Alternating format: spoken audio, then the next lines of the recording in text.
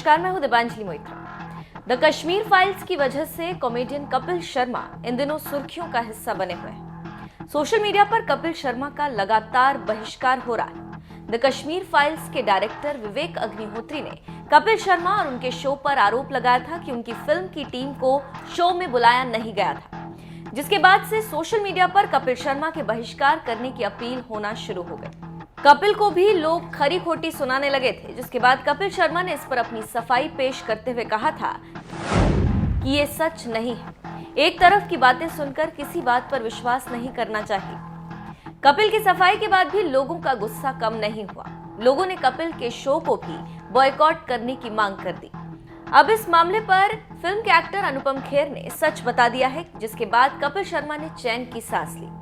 कपिल ने अनुपम खेर को सच बताने के लिए शुक्रिया भी कह दिया। अनुपम खेर ने एक न्यूज चैनल को इंटरव्यू दिया था, जहां पर अनुपम खेर ने सच्चाई बताई।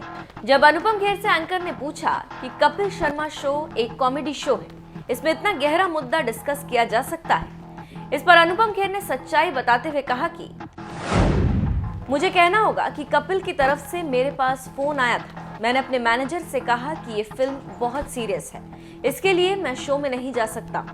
कपिल की तरफ से 2 महीने पहले मेरे पास फोन आया था। मैं इस शो पर इसलिए नहीं गया क्योंकि ये एक फनी शो है। अनुपम खेर का ये वीडियो शेयर करते हुए कपिल शर्मा ने ट्वीट किया। उन्होंने लिखा, मेरे खिलाफ लगे सारे इल्जामों को गलत बताने के लिए शुक्रिया पाजी, और उन सब दोस्तों का भी शुक्रिया जिन्होंने बिना सच जाने मुझे इतनी मोहब्बत दी। खुश रहिए, मुस्कुराते रहिए।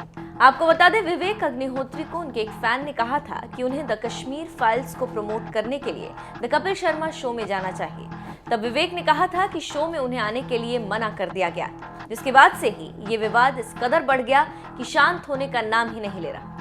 खैर, अब अनुपम खेर की सफाई के बाद ये साफ हो गया है कि कपिल शर्मा ने कुछ गलत नहीं किया। देखने वाली बात अब ये होगी कि अनुपम की सफाई के बाद ये मामला अब ठंडा पड़ता है या नहीं। वैसे आपका इस खबर पर क्या कहना है, हमें कमेंट करके जरूर बताएं, और बॉलीवुड से जुड़ी खबरों को जानने के लिए बने रहें हमारे साथ।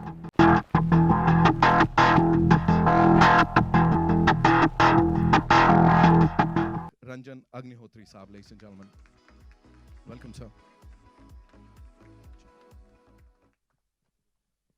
Please be seated. Ji, thank you so much. Pallav जी, मेरा आपसे है सबसे पहला सवाल, बिफोर वी मूव ओवर और मीडिया से सवाल लें हम। इतने सारे लोगों से मिलना, आंखें भर आई यहाँ देखने वालों की, और जो किरदार आप प्ले कर रही हैं वो कितना डिफिकल्ट था after meeting all those people, उन सब से मुलाकात करके, उनकी दिल की बात सुन के, उसको समझ के, और अब यहाँ प्रेजेंट कर रही हैं और जो किरदार आप प्ले कर रही हैं, क्या कहेंगी उसके लिए? Good evening everyone. मैं पता नहीं मैं कितनी बार ये देख चुकी हूँ, ये जो आपने अभी देखा, but believe you me, every time I see this, every time I can't stop my tears. जो रिसर्च हम लोग कर रहे थे, as you can see how painful it was. रोज़ हम लोगों से यही सुन रहे थे, उनकी पेन की स्टोरीज सुन रहे थे, उनकी एंग्विश, किस तरह से उनका सब कुछ पीछे छूट गया, किस तरह से उनके घर वालों को बहुत बेरहमी से मारा गया। तो एक समय के बाद ये होने लगा कि दिमाग है ना, इतने दर्द को, इतने दुख को प्रोसेस करना बंद कर देता है एक समय के बाद। And every time we would go back to our hotel, Vivek and I would just lie down and keep staring at the ceiling, क्योंकि नींद ही नहीं आ रही थी हमें। It was impossible to emotionally unwind, क्योंकि हमें पता था कि दूसरे दिन सुबह उठ के जो सुना है उससे भी ज़्यादा भयानक स्टोरीज हमें सुननी है। And we kept doing this for like almost a month and a half.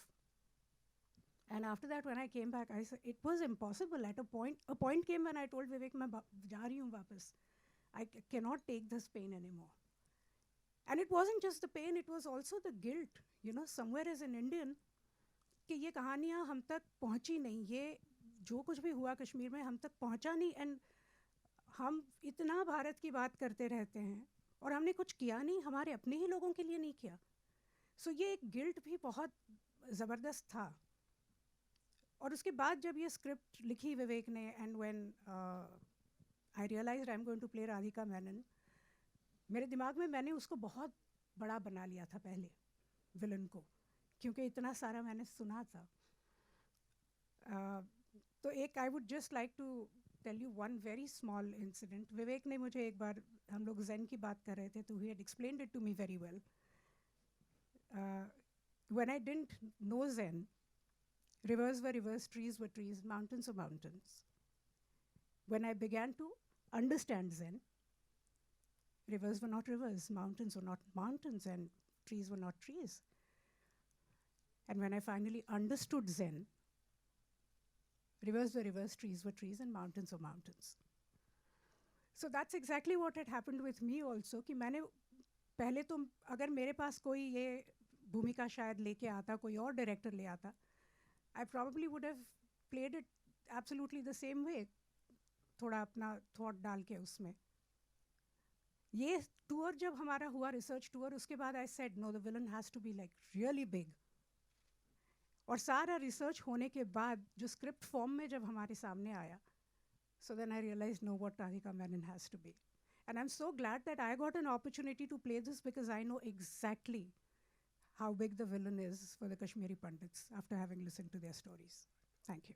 Thank you so much, ma'am. Thank you so much. Anupam sir, this one's for you. Being a Kashmiri Pandit, मैंने पढ़ा है, आपने कहा भी कि आप अपनी माता जी को ले जाना चाहते हैं उस जगह वापस, you know, आंखें नम है, of course. You want to go back there, but और आपने वो परचम भी लहराया है, कश्मीरी पंडितों की बात आपने की है तब से लेके अब तक. बट नाउ, अब जब ये किरदार आपको प्ले करने के लिए बोला, वो एक तरीके से सब रीलिव कर रहे थे आप, क्या चल रहा था दिमाग में?